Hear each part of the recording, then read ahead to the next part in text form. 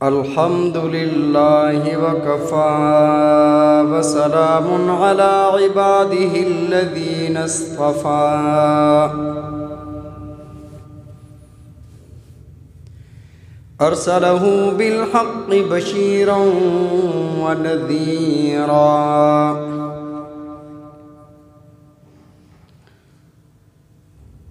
وداعيا إلى الله بإذنه وسراجا منيرا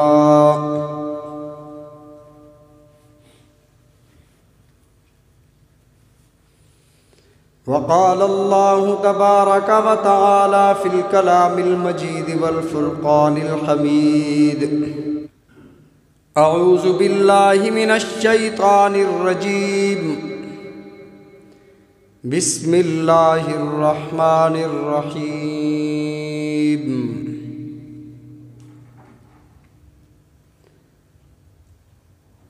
كلا إنها تذكرة في صحف مكرمة مرفوعة مطهرة بأيدي سفرة كرام بررة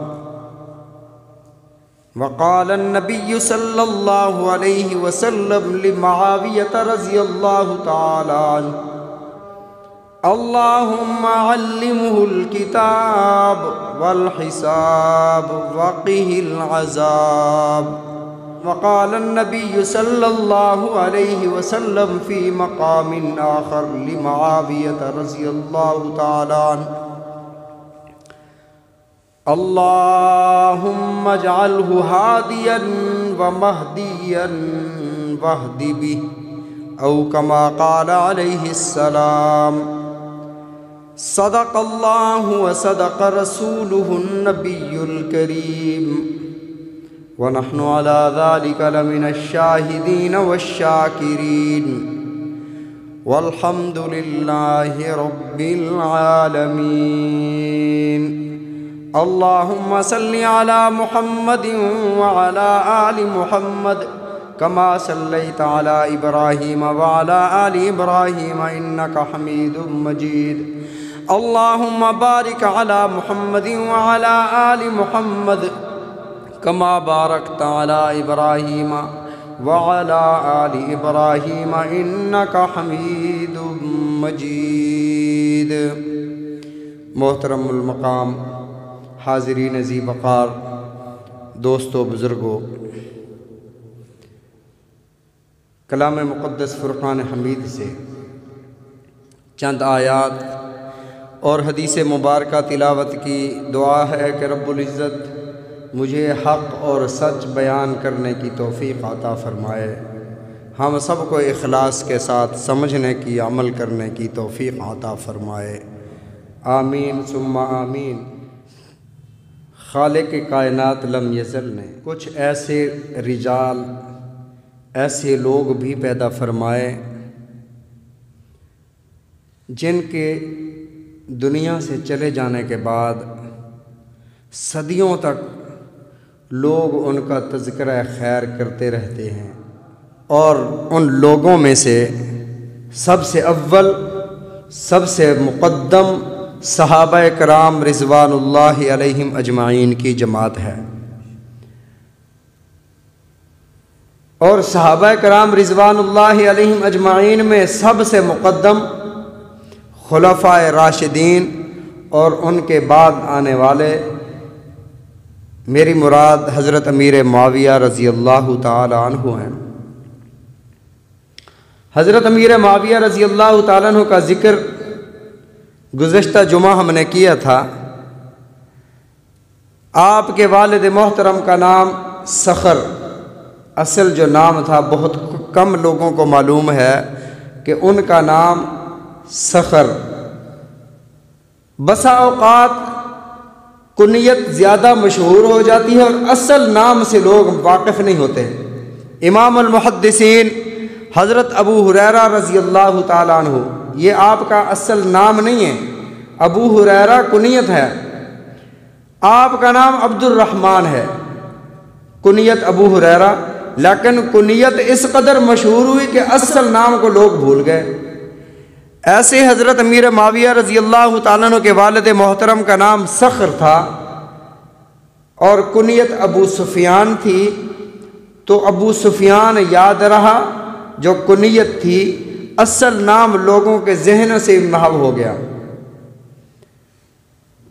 حضرت امیر معاویہ رضی اللہ تعالیٰ عنہ کہ اسلام کے بارے میں دو قول ہیں۔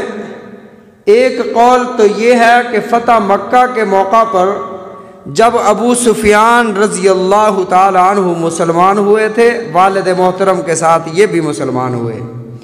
دوسرا قول یہ ہے کہ آپ مسلمان تو پہلے ہو گئے لیکن اظہار اسلام فتح مکہ کے موقع پر فرمایا۔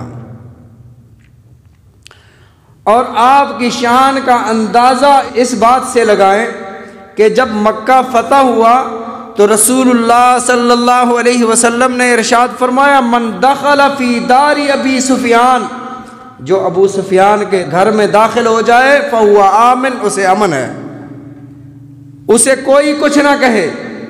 حضرت امیر معاویہ رضی اللہ تعالی کا جو نسب ہے 5ویں پشت میں نبی علیہ الصلوۃ والسلام سے جا کر ملتا ہے، اور حضرت رسول اللہ صلی اللہ علیہ وسلم کی زوجہ محترمہ حضرت ام حبیبہ رضی اللہ تعالی عنہا حضرت امیر معاویہ کی بہن ہیں۔ یہ نبی علیہ الصلوۃ والسلام کے برادر نسبتی بھی ہیں، اور سب سے بڑی بات جو ہے، سب سے اول بات جو ہے، سب سے مقدم بات جو ہے، سب سے بڑی فضل والی بات جو ہے وہ یہ ہے کہ میرے آقا علیہ الصلوۃ والسلام کے صحابی ہیں، صحابی رسول ہیں۔ صحابی کی قدر، صحابی کا مقام، میرے آقا علیہ الصلوۃ والسلام نے ارشاد فرمایا، اصحابی کالنجوم بأیہم اقتدیتم اہتدیتم، میرے صحابہ ستاروں کی مانند ہیں، جس کے پیچھے چلو گے، جس کی اتباع کرو گے، اہتدیتم، کامیاب ہو جاؤ گے۔ تو یہ صحابی رسول ہیں۔ حضرت عبداللہ بن مبارک رضی اللہ تعالیٰ عنہ، حضرت عبداللہ بن مبارک امام ابو حنیفہ رحمۃ اللہ علیہ کے شاگرد ہیں اور امام بخاری رحمۃ اللہ علیہ کے استاد ہیں، امام المحدثین ہیں، اور محدثین فرماتے ہیں کہ جہاں پر عبداللہ بن مبارک جیسے شخص کا تذکرہ کیا جائے اللہ کی رحمت برسنا شروع ہو جاتی ہے۔ حضرت عبداللہ بن مبارک رحمہ اللہ سے کسی نے پوچھا کہ حضرت تابعین کا پہلا آدمی عمر بن عبدالعزیز وہ افضل ہیں یا صحابہ میں سے امیر معاویہ افضل ہیں؟ تو آپ کے جو جملے ہیں، جو الفاظ ہیں، فرماتے ہیں وہی حاکہ، اور تیری عقل پر افسوس ہے، کیسا سوال کر دیا کہ کہاں صحابی اور کہاں ایک تابعی، کیسی نسبت جوڑ رہا ہے۔ اگلا جملہ ارشاد فرمایا کہ امیر معاویہ رضی اللہ تعالیٰ عنہ نے رسول اللہ صلی اللہ علیہ وسلم کی مائیت میں جو جنگ لڑی اور جس گھوڑے پر حضرت امیر معاویہ رضی اللہ تعالیٰ عنہ سوار ہوئے، اس گھوڑے کے برابر نہیں، وہ گرد و غبار اٹھا اور گھوڑے کی ناک میں گیا، وہ جو گرد و غبار سے ناک میں میل بنا، اس میل پر کروڑوں عمر بن عبدالعزیز قربان۔ کہاں مطابقت کر رہے ہو عمر بن عبدالعزیز کے امیر معاویہ کے ساتھ؟ وہ صحابی رسول ہے۔ اس کے گھوڑوں کی قسمیں اللہ نے قرآن میں کھائی ہیں، والعادیات ضبحا فالموریات قدحا فالمغیرات صبحا۔ جب گھوڑے دوڑتے ہیں ان کی ٹاپوں کی قسمیں اللہ نے قرآن میں کھائی ہیں۔ امیر معاویہ کا مقابلہ ایک تابعی سے کروا رہے ہو جو صحابی رسول نہیں ہے۔ کائنات کے ولی مل کر ایک ادنا صحابی کا مقابلہ نہیں کر سکتے، اور تم امیر معاویہ کی بات کرتے ہو۔ حضرت امیر معاویہ رضی اللہ تعالیٰ عنہ کو رسول اللہ صلی اللہ علیہ وسلم کا خادم ہونے کا شرف حاصل ہے۔ حضرت امیر معاویہ رضی اللہ تعالیٰ عنہ نبی علیہ الصلوۃ والسلام کو وضو کرایا کرتے تھے۔ اللہ کے نبی صلی اللہ علیہ وسلم نے دعائیں ارشاد فرمائیں، فرمایا اللہم علمہ الکتاب، اللہ امیر معاویہ کو کتاب کا علم عطا فرما دے، حساب کا علم عطا فرما دے، وقہ العذاب، اور اسے عذاب سے بچا لے۔ نبی علیہ الصلوۃ والسلام کی ان دعاؤں کا نتیجہ تھا حضرت عبداللہ ابن عباس رضی اللہ تعالیٰ عنہ جو مفسر قرآن ہیں، وہ فرماتے ہیں کہ قرآن کی کسی تفسیر میں اگر ہمیں کوئی مسئلہ درپیش ہوتا ہم امیر معاویہ رضی اللہ تعالیٰ عنہ کی طرف رجوع کرتے ہیں، علمہ الکتاب۔ اور پھر بس یہاں تک نہیں ہے، رسول اللہ صلی اللہ علیہ وسلم نے اگلی دعا ارشاد فرمائی، فرمایا اللہم اجعلہ ہادیا، اسے ہدایت دینے والا، لوگوں کو صراط مستقیم کی راہ دکھانے والا بنا، ومہدیا، خود بھی اسے ہدایت پر رکھ، وہدی بھی، اور اللہ امیر معاویہ رضی اللہ تعالیٰ عنہ کو، ان کے اعمال کو، ان کے کردار کو، ان کی افکار کو لوگوں کے لیے ہدایت کا ذریعہ بنا دے۔ حضرت امیر معاویہ رضی اللہ تعالیٰ عنہ کی شان حضرت ام حرام سے پوچھئے، بے شمار کتب میں اور بخاری شریف میں بھی، صحاح ستہ کی جو معتبر ترین کتاب ہے اس میں بھی یہ روایت درج ہے۔ حضرت ام حرام کون ہیں؟ ان کا ذرا تعارف سن لیجئے۔ حضرت ام حرام کا اصل نام حضرت رمیسہ رضی اللہ تعالیٰ عنہ ہے۔ نبی علیہ الصلوۃ والسلام کی یہ رضاعت کے اعتبار سے خالہ لگتی ہیں، آپ کی محرم ہیں۔ رسول اللہ صلی اللہ علیہ وسلم تشریف فرمائیں، آپ آرام فرما رہے ہیں، نیند میں ہیں، آپ بیدار ہوئے، مسکراتے ہوئے بیدار ہوئے۔ ام حرام عرض کرتی ہیں، یا رسول اللہ صلی اللہ علیہ وسلم کوئی خوشی کی خبر ہے؟ آپ مسکراتے ہوئے بیدار ہوئے۔ میرے آقا علیہ الصلوۃ والسلام نے ارشاد فرمایا، ام حرام، اللہ نے مجھے خواب میں ان مجاہدین کی زیارت کروائی، ان مجاہدین کی خوشخبری سنائی جو میرے دین کو لے کر سمندر میں چلے جائیں گے، سمندر کی موجوں پر اللہ کے دین کے جھنڈے کو لہرائیں گے، جزائر پر اللہ کے دین کو پہنچائیں گے۔ پھر نبی علیہ الصلوۃ والسلام نے ارشاد فرمایا، میرے یہ مجاہد، میری امت کے یہ لوگ فقط اوجب الجنہ، یہ لوگ ایسے ہوں گے کہ اللہ نے ان پر جنت کو واجب کر دیا ہے۔ ام حرام تڑپ اٹھتی ہیں، عرض کرتی ہیں، یا رسول اللہ صلی اللہ علیہ وسلم میرے لیے بھی دعا فرمائیں، میں بھی اس جہاد میں، اس جیش میں، اس لشکر میں شامل ہو جاؤں۔ میرے آقا علیہ الصلوۃ والسلام نے اللہ کی بارگاہ میں ہاتھ اٹھا دیے، اللہ ام حرام کو بھی اس لشکر میں شامل فرما دے۔ میرے آقا دوبارہ سو جاتے ہیں، نیند آتی ہے، پھر بیدار ہوتے ہیں۔ آپ جب اٹھتے ہیں پھر آپ کے لبوں پر مسکراہٹ ہے۔ پھر ام حرام عرض کرتی ہیں، یا رسول اللہ صلی اللہ علیہ وسلم کوئی خوشی کی خبر ہے؟ رسول اللہ صلی اللہ علیہ وسلم نے ارشاد فرمایا، ام حرام، میری امت کے وہ لوگ دکھائے گئے جو میرے دین کو لے کر سمندروں میں جائیں گے، وہ تختوں پر ایسے بیٹھے ہوئے ہوں گے جیسے بادشاہ اپنے تخت پر بیٹھتا ہے، اور فقط اوجب الجنہ، ان پر اللہ نے جنت کو واجب کر دیا ہے۔ ام حرام عرض کرتی ہیں، یا رسول اللہ میرے لیے بھی دعا فرما دیں۔ رسول اللہ صلی اللہ علیہ وسلم نے ارشاد فرمایا، تو پہلے ہی اس میں شامل ہو چکی ہے۔ نبی علیہ الصلوۃ والسلام کا وصال ہوا۔ میرے آقا علیہ الصلوۃ والسلام کے وصال کے بعد حضرت صدیق اکبر کا دور آتا ہے۔ 2 سال اور چند مہینے گزرنے کے بعد حضرت عمر رضی اللہ تعالیٰ عنہ کا دور آتا ہے۔ 10 سال گزرنے کے بعد حضرت عثمان غنی رضی اللہ تعالیٰ عنہ کا دور آتا ہے۔ حضرت عثمان کے دور میں حضرت امیر معاویہ رضی اللہ تعالیٰ عنہ شام کے گورنر بن جاتے ہیں۔ حضرت عثمان رضی اللہ تعالیٰ عنہ کی خدمت میں حاضر ہوتے ہیں۔ امیر المومنین اجازت دیجئے میں بحری بیڑے تیار کرواؤں، محمد کریم صلی اللہ علیہ وسلم کے دین کو جزائر میں، سمندروں میں، سمندر کے پار تک پہنچانا چاہتا ہوں۔ حضرت عثمان غنی رضی اللہ تعالیٰ عنہ نے اجازت دے دی۔ افریقہ کے جنگلات کو کاٹ کر 1750 بحری بیڑے تیار کیے۔ یہ موجودہ جو یورپ ہے اس دور کا روم تھا۔ روم کا پاپ ساحل سمندر پر آتا ہے، عیسائیوں کو جمع کرتا ہے، کہتا ہے، او رومیوں، او عیسائیوں، محمد نے اپنے دین اسلام کو مکہ سے مدینہ تک، مدینہ سے باہر تک پہنچا دیا۔ پھر عمر آئے، ابو بکر آئے، انہوں نے دین کو عجم تک پہنچا دیا۔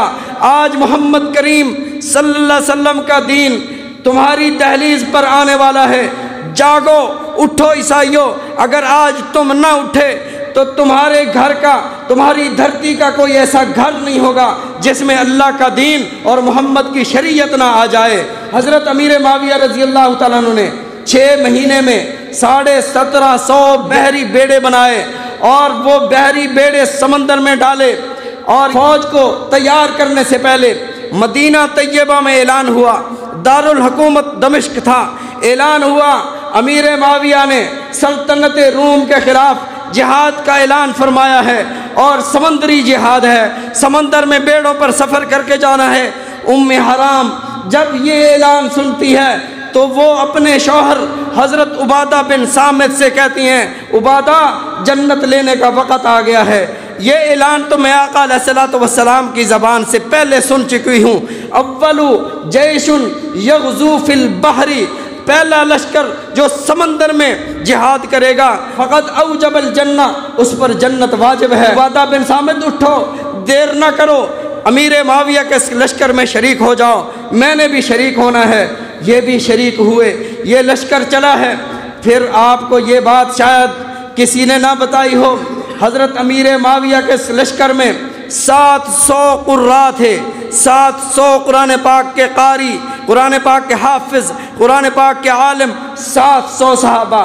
آپ نے فرمایا 70 بیڑے الگ کر دو، ان 70 کے اوپر 10 قاریوں کو بٹھا دو، اور انہیں فرمایا تمہارا کوئی اور کام نہیں ہے، تمہاری کوئی منزل نہیں ہے، تم نے سمندروں میں چکر لگانے ہیں، سمندر میں گھومنا ہے، دور دور تک جہاں تمہیں جزیرہ نظر آئے وہاں اپنے جہاز کو روکنا ہے، اور محمد صلی اللہ علیہ وسلم کے دین کی تبلیغ کرنی ہے، محمد کا دین پہنچانا ہے صلی اللہ علیہ وسلم۔ پھر جتنے بھی جزائر ہیں، آپ تحقیق فرما رہے ہیں، انڈونیشیا کا جزیرہ ہے، جتنے بھی جزائر ہیں، ان سارے جزائر پر دین اسلام پہنچانے والے امیر معاویہ رضی اللہ تعالیٰ عنہ ہیں۔ حضرت امیر معاویہ رضی اللہ تعالیٰ عنہ نے دین اسلام جزائر پر پہنچایا۔ پھر درہ دانیال ایک جگہ ہے ترکی کے جزیرے کے پاس، حضرت امیر معاویہ رضی اللہ تعالیٰ عنہ کے ایک لشکر کا بیڑا جب وہاں پر لنگر انداز ہوتا ہے، مجاہد گھوڑے پر سوار ہوتے ہیں، یہ حرام بھی گھوڑے پر سوار ہو کر جزیرے کی طرف جانے لگتے ہیں، گھوڑے کو ٹھوکر لگتی ہے، وہاں سے حرام گرتی ہیں اور شہید ہو جاتے ہیں، اور میرا آقا علیہ الصلوۃ والسلام کی بات سچ ثابت ہو جاتی ہے۔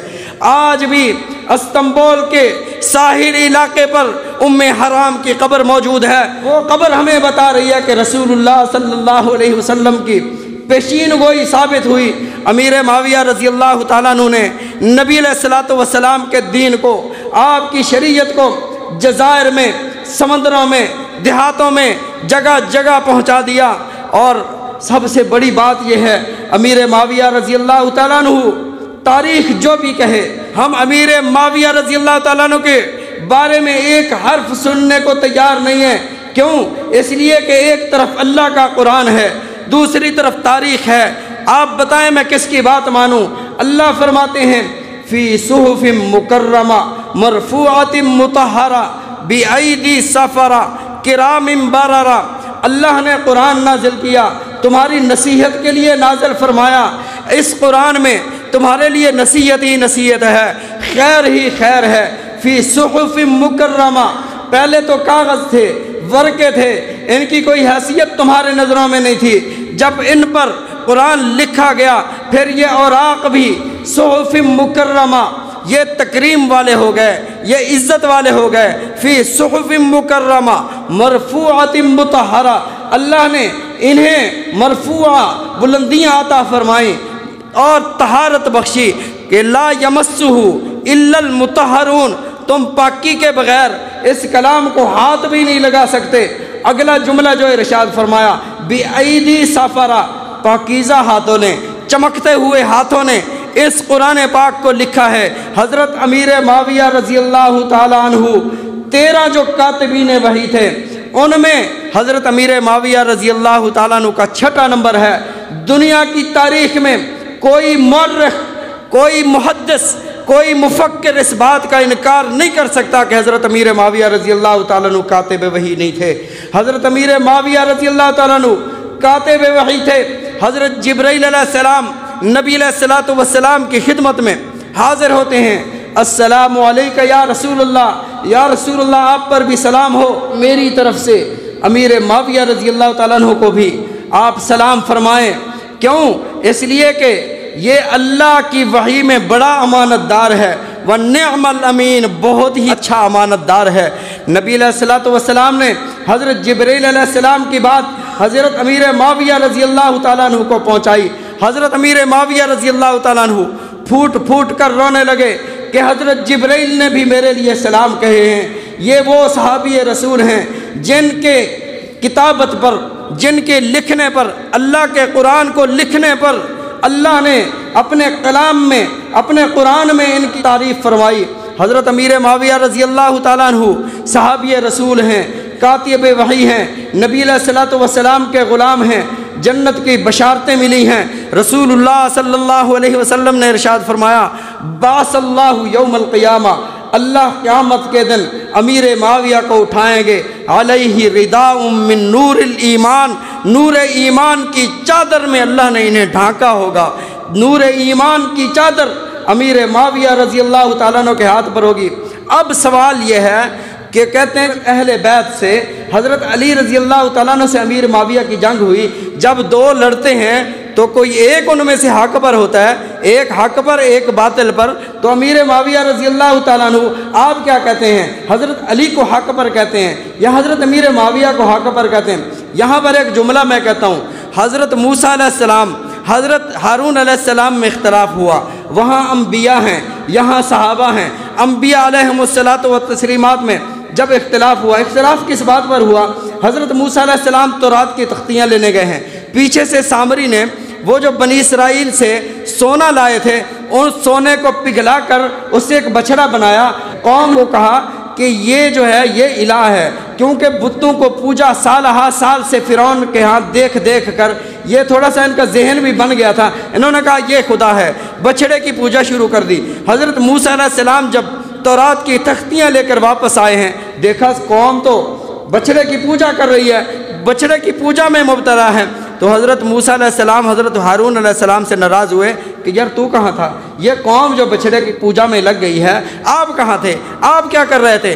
حضرت موسیٰ علیہ السلام نے اپنے بھائی حضرت ہارون کو داڑھی اور بالوں سے ایسے پکڑا تو اللہ نے سورہ طٰہٰ میں ارشاد فرمایا، لا تاخذ بلحیتی ولا براسی، میری داڑھی اور میرے بالوں کو نہ پکڑو، انی خشیت ان تقول فرقت بین بنی اسرائیل ولم ترقب قولی، میں تو اس بات سے ڈر رہا تھا کہ کہیں اختلاف نہ ہو جائے، یہ قوم مجھے نقصان نہ پہنچا دیں، ان کے تو کوئی بات سمجھ نہیں آ رہی تھی۔ تو اب دو نبیوں میں اختلاف ہوا ہے، دونوں حق پر ہیں۔ ایک نبی کہتے ہیں روک دینا چاہیے تھا، دوسرے نبی کہتے ہیں اگر میں روکتا یہ قوم مجھے قتل کرتی، یہ میرے ساتھ لڑتی۔ دونوں حق پر ہیں، اللہ نے اس بات کو قرآن میں ذکر فرمایا۔ تو جب دونوں لڑتے ہیں ہمیشہ ایسے نہیں ہوتا کہ ایک باطل پر ہو ایک حق پر ہو، کبھی کبھار دونوں بھی حق پر ہوتے ہیں۔ ایسے قرآن پاک میں حضرت داؤد علیہ السلام کی مثال آئی ہے۔ میں عرض کر رہا تھا معاویہ رضی اللہ تعالیٰ عنہ وہ صحابی رسول ہیں، وقت کے مجتہد ہیں، حضرت علی اہل بیت میں سے ہیں، خلیفہ برحق ہیں۔ حضرت امیر معاویہ رضی اللہ تعالیٰ عنہ سے اجتہاداً صاحباً غلطی ہو گئی۔ مجتہد سے اگر کوئی غلطی ہو جائے تو اس کا مداوع یہ ہے، اس کا قانون یہ ہے، رسول اللہ صلی اللہ علیہ وسلم نے بخاری شریف میں یہ الفاظ ارشاد فرمایا المجتہد او یخطئ او یصیب، مجتہد یا غلطی کر جاتا ہے یا ٹھیک ہوتا ہے، منشاء خداوندی کے مطابق فیصلہ کرتا ہے۔ ان اصاب، اگر وہ ٹھیک ہو، اگر اس کا فیصلہ منشاء خداوندی کے مطابق ہو، فلہ اجران، اسے 2 اجر ملتے ہیں۔ وَإِنْ أَخْطَأَ فَلَهُ أَجْرٌ، اگر وہ غلطی پر ہو اجر 1 پھر بھی اسے ملتا ہے۔ تو اس کا مطلب یہ تو نہیں ہے کہ وہ ایمان اور اسلام سے بھی نکل گئے۔ یہ جو گالیاں دی جا رہی ہیں، یہ حضرت امیر معاویہ نے حضرت علی سے جنگ کی تھی، یہ ایک اجتہادی بات تھی۔ وہ حضرت عثمان غنی رضی اللہ تعالیٰ عنہ شہید ہوئے، حضرت امیر معاویہ نے فرمایا علی آپ کی حکومت ہے، ہم نے آپ کے ہاتھ پر بیعت کر لی ہے، یا تو آپ ان قاتلین عثمان کو پکڑ کر انہیں سزا دیں، یا اگر آپ نہیں کرتے تو ہم کرتے ہیں۔ حضرت علی نے فرمایا کہ حکومت ابھی مستحکم نہیں ہے، ابھی مضبوط نہیں ہے، کچھ دن ٹھہر جائیں۔ حضرت امیر معاویہ نے فرمایا یہ 600-700 لوگ جنہوں نے امیر المومنین حضرت عثمان غنی رضی اللہ تعالیٰ عنہ کو ظلماً قتل کر دیا، شہید کر دیا، ہم اسے پکڑتے ہیں۔ انہوں نے اسے پکڑا، ادھر جنگیں ہوئیں، منافقین درمیان میں آئے، جنگ ہو گئی۔ پھر اس کے بعد جنگ ہو جانے کے بعد حضرت حسن رضی اللہ تعالیٰ عنہ نے صلح کروائی، اور اللہ کے نبی صلی اللہ علیہ وسلم نے ارشاد فرمایا میرا حسن وہ شہزادہ ہے جو میری امت کے 2 گروہوں میں صلح کروائے گا۔ پھر یہ صلح کروائی، اور محبتیں دل میں ویسے کہ ویسے تھیں۔ یہ بعد میں آنے والوں نے باتیں بنائیں۔ اہل روم نے دیکھا مسلمان لڑے ہوئے ہیں، انہوں نے کہا کہ اب موقع ہے۔ علی رضی اللہ تعالیٰ عنہ دمشق میں ہیں، حضرت امیر معاویہ شام میں ہیں، ہم مدینے پر حملہ کر دیتے ہیں۔ حضرت امیر معاویہ رضی اللہ تعالیٰ عنہ کو پتہ چلا، آپ نے خط لکھا، الفاظ سنو، فرمایا یا کلب الروم، او روم کے کتے، اگر تو نے سلطنت اسلامی کی طرف ٹیڑھی نگاہ سے بھی دیکھا تو علی کی طرف سے پہلا سپاہی بن کر جو آئے گا وہ امیر معاویہ ہوگا۔ اور یہی بات حضرت علی رضی اللہ تعالیٰ عنہ نے خط میں لکھی۔ ان کی محبت کا عالم یہ تھا، یہ بعد کی بنائی باتیں ہیں کہ علی معاویہ کی دشمنی تھی۔ دوستو، صحابہ کرام رضوان اللہ علیہم اجمعین میں وہ محبت تھی جس کی آپس میں جو محبت تھی اس کی مثال دنیا لانے سے قاصر ہے۔ اللہ تعالی ہم سب کو صحابہ کرام رضوان اللہ علیہم اجمعین کی محبت عطا فرمائے، آپ کی عظمت کو سمجھنے کی، عمل کرنے کی توفیق عطا فرمائے۔ وآخر الدعوانا ان الحمد للہ رب العالمین۔